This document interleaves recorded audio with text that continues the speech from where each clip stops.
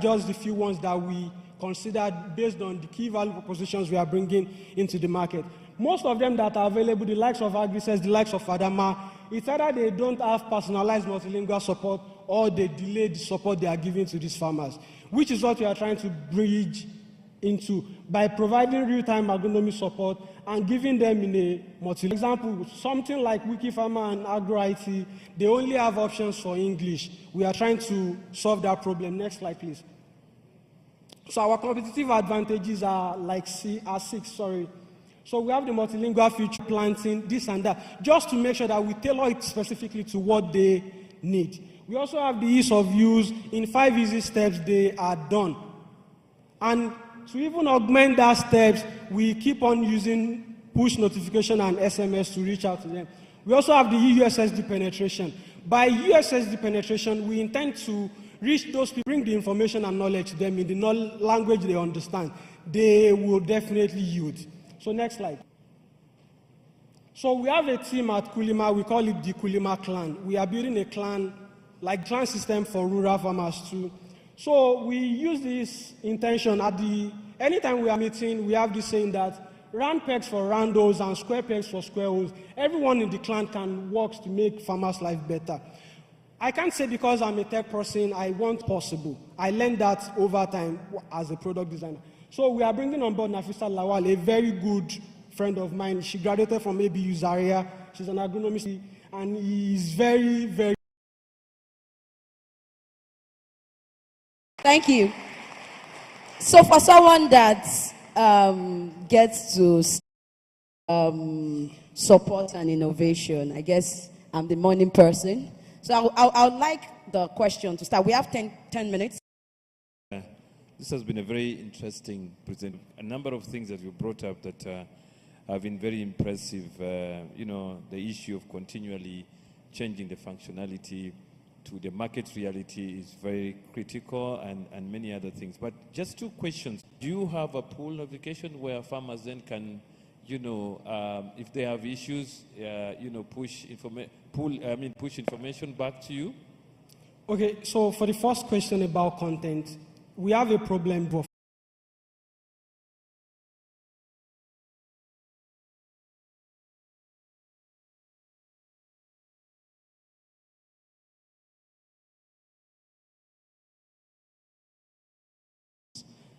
But, so are you telling me, or I don't know if you have data to back the fact that every underserved rural stopped at primary 6 farmer can read Yoruba, especially with the technical terms that come.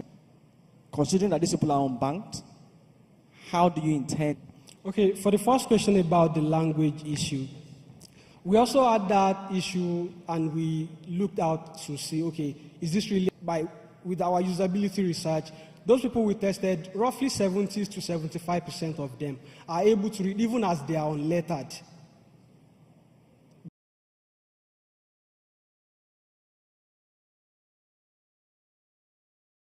Eating that here.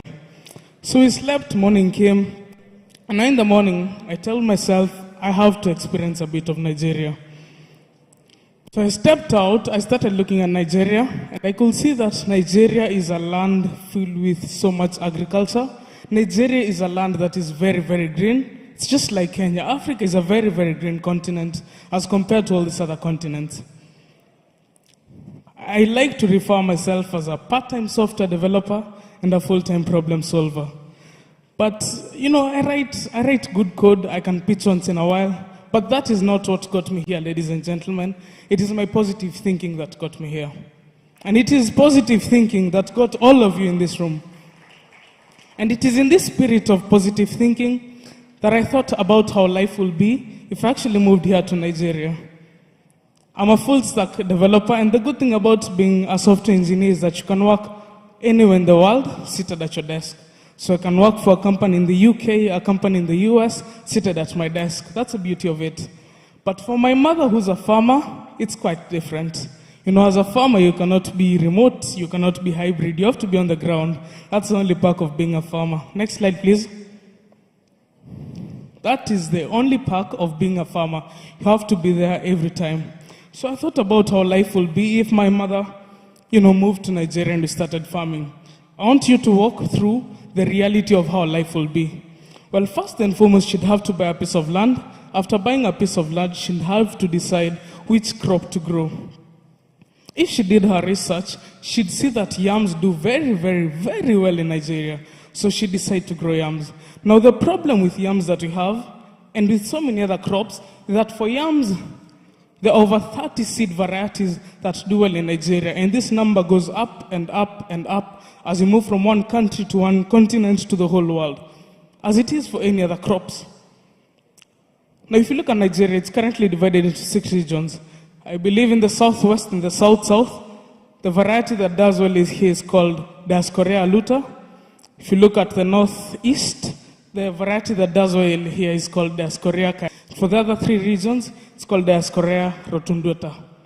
Now, here's the thing. These varieties change as you go down and down and down. As you break it down into states and smaller states, this number goes down and down and down and down. I did my research, and here's the crazy thing. I want you to remember this number. Over 80% of poor production in Africa is accredited to using wrong variety of seeds, is accredited to using counterfeit fertilizers, counterfeit seeds, counterfeit pesticides and herbicides. Now, I don't think my mother will be as wise to do her research properly, and she'd just end up going to any agrovet that is not accredited. She'd only go to any agrovet that is not verified, and she'd end up buying these products that are not, verified. They're probably counterfeit.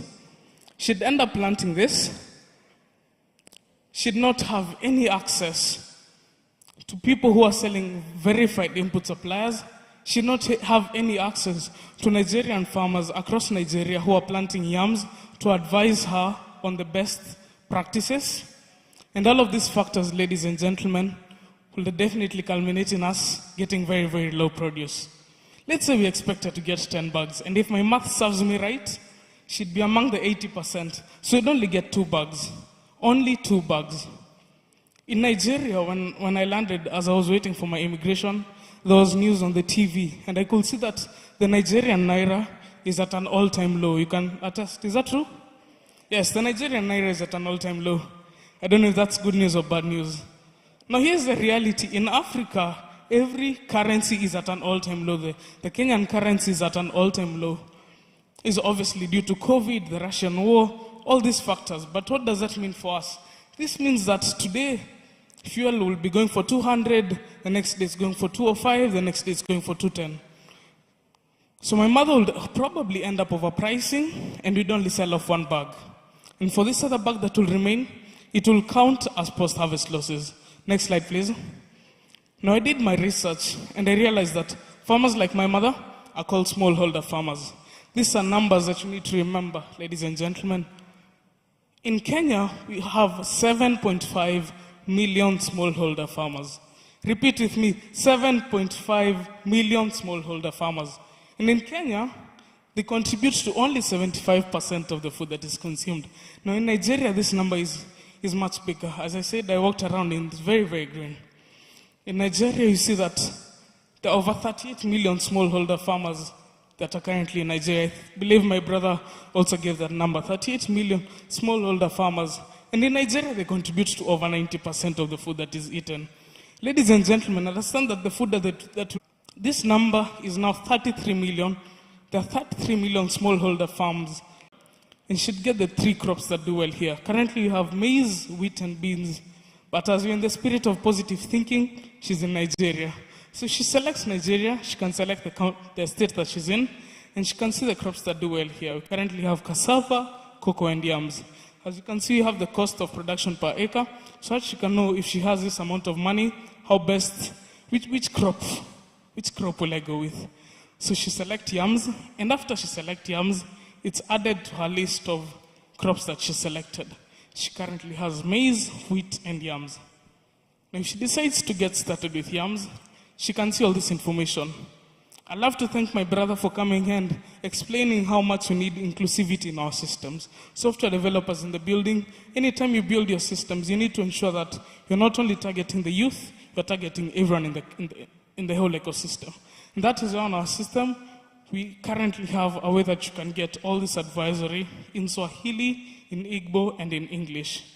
We want to ensure that, the farmer who is a young farmer who can understand English, for our parents who can probably not understand English, and our grandparents who definitely don't understand English, we're giving them all this. So you can see now you're getting all this information in Igbo, and you can, every farmer can just understand this language who is in Nigeria. If you go back to English, we can now be able to download it as a PDF. You can get all this information offline.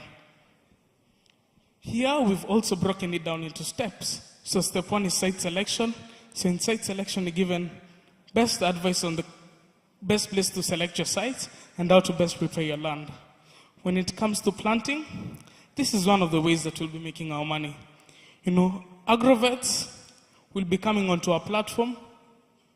Agrovets will be coming onto our platform and paying a subscription fee, and they'll also be getting a commission of the sales they make. So if they come on our platform, we allow them to advertise to the farmers so they can get verified input supplies. We want to make sure the farmers on our platform fall under the 20% of the farmers that don't fall into the trap of buying unverified seeds, unverified fertilizers. For this, we've also partnered with a local fintech here called Budpay. Is the video playing? Yes, we've currently partnered with a small fintech here called Budpay. What Budpay allows us to do, it allows us to do cross-platform payment. So if you come onto this, you can buy now, and you can decide whether you want to buy in Kenyan shillings, Nigerian naira, or US dollar. I believe for the Nigerian naira, you can make your payments in 3 ways. So you can pay with card, pay with bank transfer, and pay with USSD. This is one of the ways that I've said, ladies and gentlemen, we'll be making our money. When it comes to management, this is kind of like growing. So we're giving the farmer enough information to know how best to manage the crops, how best to manage the weeds, how best to manage the pest.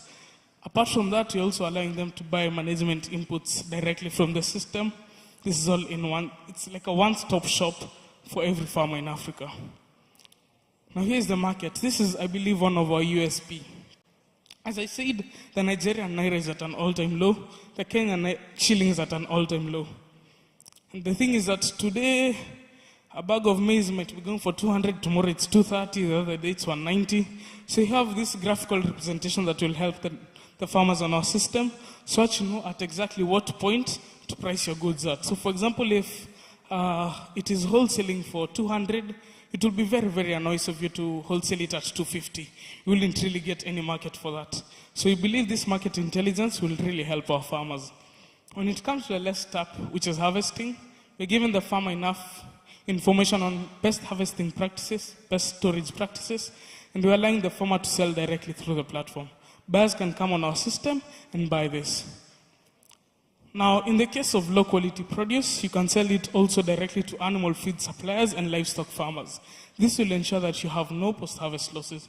For example, in the case of maize, you can call the stock low-quality produce, and you can call the cobs high-quality produce. You are selling all of this in our system.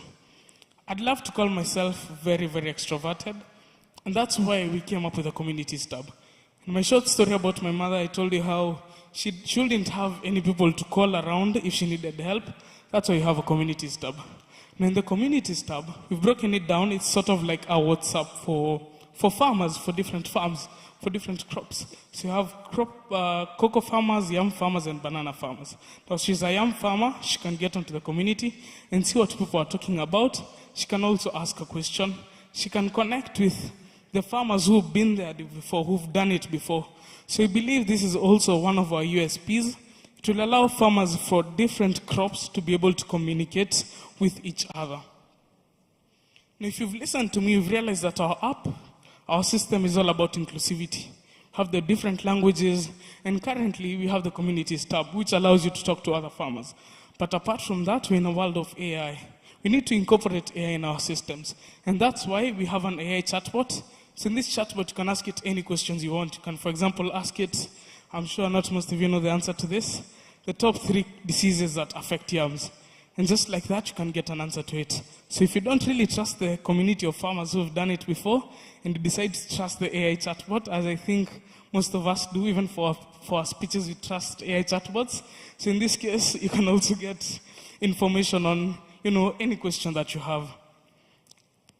In the 1800s, cattle was currency. We then moved on to money. And now I believe, ladies and gentlemen, data is the new currency. That is why for all these data points that you're collecting, we're setting up in a dashboard like this. Such that when you come to a company like Apex and tell them, hey, we have 100 farmers who are really interested in planting maize.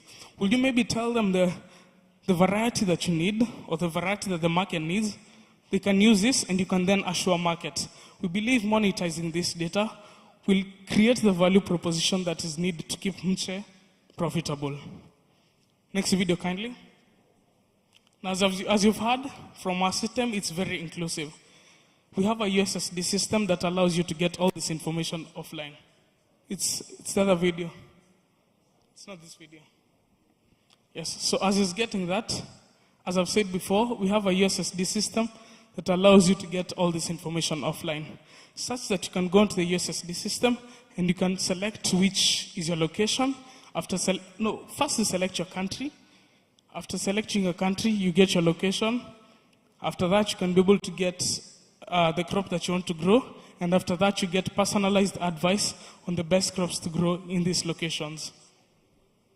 You can go to the next slide. Yes, what is our business model? Our business model includes generating revenue through input suppliers paying a subscription fee for advertising and receiving a commission on the sales made by farmers. We'll also monetize this data collected to advise seed and fertilizer companies on the best inputs to add on our platform. Our goal is to create a sustainable business model that benefits smallholder farmers and drives the growth of the agricultural sector in Kenya, in Nigeria, and in Africa. Next slide, please.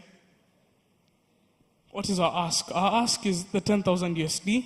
We believe we already have an MVP. We've partnered with PARPE. We've partnered with Africa's Token to come up with an MVP that is ready to go to the market. So with this money, we'll just be going straight to the market and attacking it. Next slide. What is the team behind this? The team behind this is, I am the founder. Kiprotich Kimutai is a co-founder and is a software developer as well. Have Amos and Scholar Chepkurui, who are data scientists and agricultural engineers, and Emma Neema, who is a UI UX designer. I believe this is a team that will take Mche not only to Kenya, not only to Nigeria, but the rest of the world. Next slide, please. Thank you so much for my pitch. Thank you so much.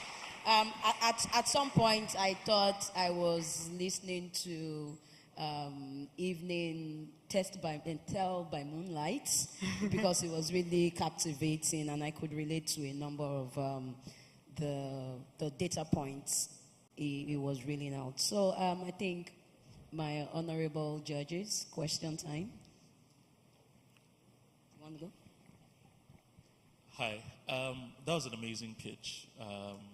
I like the fact that you were able to keep everyone captivated as you were talking. You know, the stories bringing in from what we know about Nigeria into what we learn about Kenya and all of that. I also found your platform quite interesting, in my opinion, or until, you showed us the SSD part. In my opinion, it's tailored more towards mid-level, and a major reason for that was the whole website, techie, marketplace, all of that. My question in this case would be verification of, because again, right, you're giving me access to data, which we've asked previously. Data is something that can be found. Yeah. How do you verify now you talked about data points on, the type of goods or the type of yams that you bring. How do you verify that these yams that are used for this particular places are going to come from this particular, let me call it, verifiable place? Because this is now you taking the risk. It now means that if, as a farmer, the fertilizers or the goods I got from you don't work out, you are holding that risk on my behalf. I think my question would be why, more as opposed to how do you? It's more like, why did you decide to choose that? Okay, thank you so much for your question. I'll get straight to it. If you could kindly go to the last slide where we have where we got all our data. Well, we believe most of this data is open, but for that we have two very, very good data scientists that are on our team, Amos and Scholar, and for this they usually make sure they verify all this data. All this data that is on our platform, it is very verified. It is from legitimate data sources. If you could go to the last slide, I can show you where we got all this data.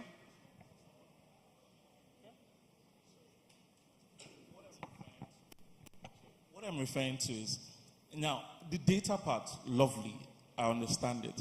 If I'm going to buy a bag of yam seedlings, and you tell me that this yam seedlings is the best for this area, it means that if for any reason it didn't work out, I'm going to come to you and hold you because you told me it's the best. Why did you decide to go that route as opposed to giving me maybe 10 options and then I choose which one I want to go for? Okay, thank you so much. As I've said, first and foremost, when you select a location, as you can see, we can give you 3 options. So the first 3 options for the crops. Apart from that, even for the fertilizers, we're making sure that all these are verified. So as the administrator, I can be able to make sure all these are verified first. We're making sure all this data that we're collecting is almost correct about these fertilizers do well with these crops. And apart from that, I believe we're providing advice. So we're providing advice. If you want to listen to it, you'll probably get success out of it. If you prefer not to listen to it and go the traditional ways, you might pay the price for it. So all you're doing in this system is just giving farmers the best advice on the best route to go. Routes that have proven to be successful in the past, and routes that if they decide to go to, they'll probably find success as well. Thank you very much. I join my colleague in commending the presentation, but also building on what you just said. Data on crop suitability is not data that you get from anyone. It is data that will be verifiable by the regulator of the country that you're working with. I know in Kenya, Caro has this data. I don't know whether your data is from Caro. Yeah. They already have the Kenya Observative platform where you have the phone and you just step on any soil and it will tell you the suitability problem. So I think that is what he's struggling with, that if that data is not verified by the government related, regulated, then you will be in trouble. And we have seen a lot of startups being in trouble in that way. But to my question, this data also looks like you will really need to have linkages with the agro-dealer network. Have you spoken to the agro-dealer network, or is it part of the work that you're going to do? So could you repeat that last part? Oh, I'm saying you have demonstrated that if a farmer wants to buy a particular crop, there are centers that you have demonstrated that they can buy it from. This work has to do a lot with the agro-dealer network, the people that are selling the product. Have you worked with the agro-dealer network in Kenya or Nigeria to verify that information too? Yes, thank you so much. Our system is centered on digitizing the agrovet industry. And I believe as an agrovet, this system is kind of like blessings falling on your lap. Because you're given access to all these farmers who probably don't know exactly what they want, but you're giving them this is exactly what you want. You're giving them an answer to all these problems that they have. I believe we've talked to a couple of agrovets and they tell us, look, if you can give us access to 100 farmers who are interested in planting maize, we can definitely provide input supplies for maize. They're very excited about that idea because not every farmer will have to walk the journey and step into the agrovet. If they can just see the system in a digitized manner, agrovets are very, very interested. They're waiting for us to get to market. Okay. Once again, fantastic presentation. Thank you. My question is, during your presentation, the bulk of the user experience was on the almost website-like interface that the smallholder farmers have to interface with. So, what proportion of smallholder farmers are literate? what proportion of smallholder farmers have smartphones? Because that is going to punch a big hole in your business model. Because the USSD part also took about maybe 1 minute of your presentation, which then meant that it wasn't the huge focus. And I don't see AI working as smartly with the USSD version as it would do with the website version. So how small is your market, or how large is your market? Okay. Some sort of similarities. I think I'm good at attaching my questions to other judges' questions, so I'll just do that right away. And a way of me putting Akim's question will be is, who are your target market? Who are the largest contributor to the bottom line, right? And then what is the contribution of each of these target markets to your bottom line or to your revenue? That's question 2. And then from your presentation, we're making assumptions that you're working with certain strategic partners, right? What is the revenue share model, or what's the revenue model for the partners you're working with? Thank you. Okay, thank you so much. I'll start with his question that he had on what is the market share that we have. Believe it or not, ladies and gentlemen, the current farmers that have access to mobile and internet connectivity, which is definitely scheduled to rise, currently is 63%. Yes, in Kenya. In Kenya, this number is around 63%. And we believe actually by the Vision 2030, we've currently had a new government that is very insistent on making sure we actually have public Wi-Fi all over Kenya. And this will ensure that this number actually rises from 63 to 80 to 90. And believe it or not, how in the